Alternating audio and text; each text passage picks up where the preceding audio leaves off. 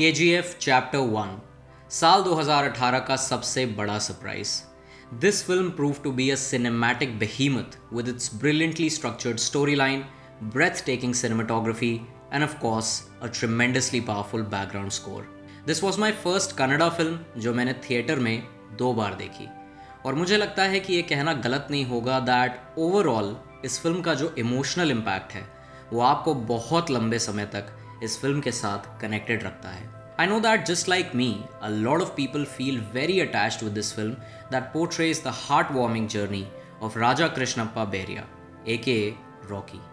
और यही रीज़न है कि आज 2 साल बाद भी KGF चैप्टर 2 का इंतज़ार हर कोई बहुत बेसब्री से कर रहा है.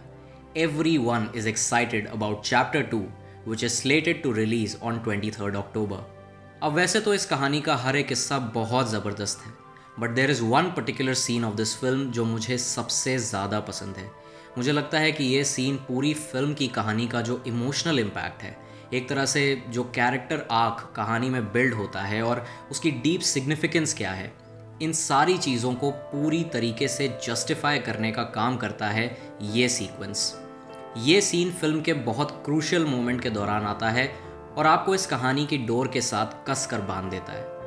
In this video let's take a deep dive by doing a breakdown of that scene and analyze the true meaning behind those visuals. So according to me ये फिल्म 4 एक्ट स्ट्रक्चर को फॉलो करती है. सबसे पहले act 1 में हम मिलते हैं हमारे प्रोटैगनिस्ट से जिसका नाम है Rocky, played by everyone's favourite rocking star Yash. Act 2 में यानी कि इंटरवल होने से पहले हमें पता चलता है कि किस तरह रॉकी की ज़िंदगी पूरी तरीके से बदलने वाली है because he is going to kill the antagonist named Garuda at his own den यानी कि नराची. एक्ट 3 में हमारा और हमारे लीड कैरेक्टर रॉकी का इंट्रोडक्शन होता है नराची की दुनिया से, जहाँ पर पहले सूर्यवर्धन और अब उसका बेटा गरुड़ा अपने फ़ायदे के लिए ढेर सारे गांव वालों को मौत का डर दिखाकर बहुत बेरहमी से गोल्ड माइनिंग करवाता है. और फाइनली एक्ट 4 में रॉकी सभी मजदूरों का मसीहा बनकर गरुड़ा को मार देता है.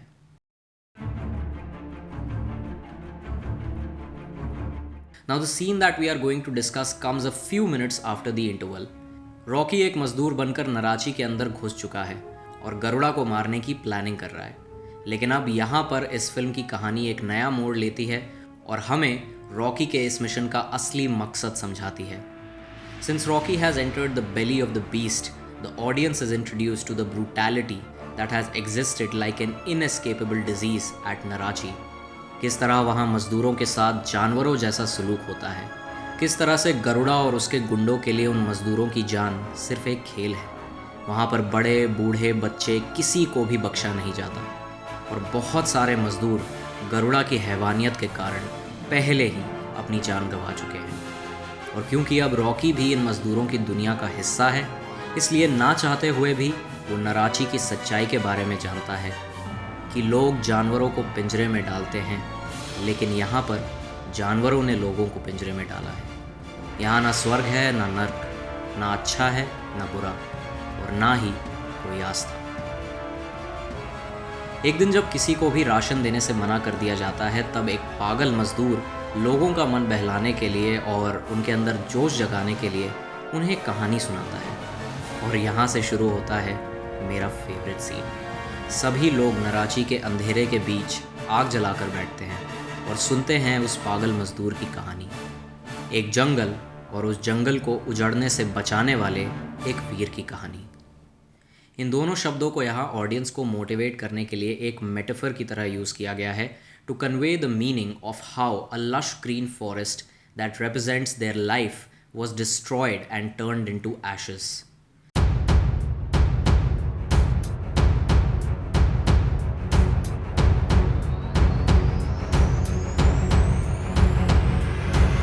नाउ फर्स्ट ऑफ ऑल यहाँ इस 10 मिनट के सीक्वेंस के लिए इस फिल्म के राइटर्स ने मल्टी लेयर्ड नैरेटिव को चूज़ किया है and they have very smartly presented an analogy that correlates the sufferings of those villagers and how the presence of Rocky at Narachi is more than just a coincidence.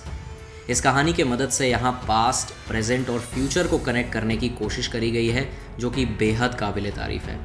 यहाँ पर हमें सबसे पहले दिखाया जाता है कि किस तरह एक पति पत्नी का जीवन गरुड़ा की वजह से तबाह हो जाता है, किस तरह उन्हें बाकी मजदूरों के साथ गरुड़ा अपनी लालच की आग में झोंक देता है। And finally when she is expecting a baby, वो भगवान से प्रार्थना करती है कि लड़का ही पैदा हो, क्योंकि इस नरक में लड़कियों को पैदा होते ही मार देते हैं। इसके बाद एक बार फिर हम देखते हैं कि किस तरह नराची में मजदूरों की ज़िंदगी के साथ खिलवाड़ होता है और उन्हें दाने दाने का मोहताज बना दिया जाता है।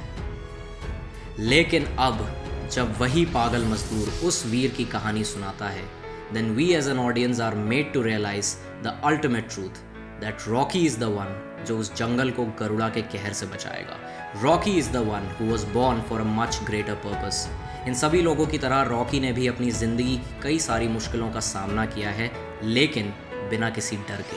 रॉकी ने भी अपना बचपन ढेर सारी तकलीफ़ों के बीच गुजारा है, लेकिन बिना किसी डर के। गरुड़ा ने आज तक लोगों के डर का फ़ायदा उठाकर उन्हें इस्तेमाल किया है, लेकिन अब रॉकी के कारण उस डर का अंत होगा। फिल्म में इंटरवल से पहले the writers have established the fact that Garuda is an immensely powerful villain. लेकिन इस सीन के बाद सिर्फ उन मजदूरों को नहीं बल्कि ऑडियंस को भी इमोशनली एलिवेट करके ये बताया जाता है that Rocky is also an immensely powerful hero. Rocky is just like a saviour whose entire journey is a prophecy, एक भविष्यवाणी जो अब सच हो चुकी है।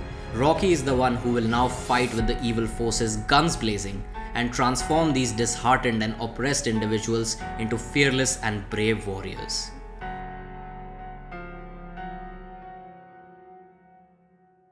Like I said in the beginning, इस फिल्म में आपको बहुत कमाल की सिनेमेटोग्राफी देखने को मिलती है। खासकर इस 10 मिनट के सीक्वेंस में आपको अलग अलग कलर्स का यूसेज देखने को मिलेगा, like yellow, grey and red to signify the different moods and emotions। जैसे कि पहले ब्राइट येलो कलर का यूज़ किया गया है to signify happiness and positivity that was cherished by everyone in the past। इसके बाद ग्रे कलर के शेड को इन सभी लोगों की बदहवास ज़िंदगी को दर्शाने के लिए इस्तेमाल किया गया है। और जब इस सीक्वेंस में रॉकी की कहानी को इंटीग्रेट किया जाता है, तब एक बार फिर हमें येलो कलर की प्रेजेंस देखने को मिलती है। एंड फाइनली इस सीक्वेंस में जब सब आग जलाकर कहानी सुनने के लिए बैठते हैं, तब यहाँ पूरी फ्रेम में रेड कलर की मदद से 2 अलग अलग मीनिंग्स को कन्वे किया गया है। First depicting the state of suffering, operation and turmoil, और फिर इसी आग को रॉकी के कैरेक्टर से कनेक्ट किया गया है to indicate that Rocky is the fire of rebellion and liberation. Rocky एक आग है और दुश्मन पेट्रोल। दुश्मन जितने ज़्यादा बढ़ेंगे, आग उतनी फैलेगी। And it goes without saying that इस पूरे सीक्वेंस में ऑडियंस को इमोशनली कैप्चर करने के लिए बैकग्राउंड म्यूजिक का बहुत बड़ा रोल है।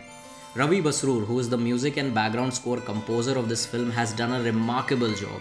हर कैरेक्टर के मूड और हर सिचुएशन के टेम्पो को ध्यान में रखते हुए इस फिल्म का बैकग्राउंड स्कोर डिज़ाइन किया गया है, so that through out this entire journey the audience remains deeply invested and engrossed in the story line.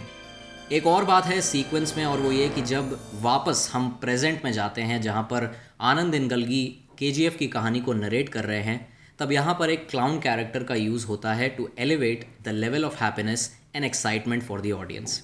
So that's it guys, this was me trying my best to explain my love and admiration for KGF Chapter 1।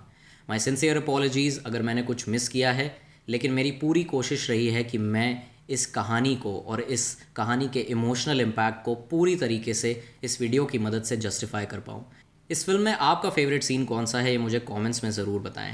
And I will be back soon with another video. Till then, my name is Paurush, you are watching the 70mm show. Long live cinema.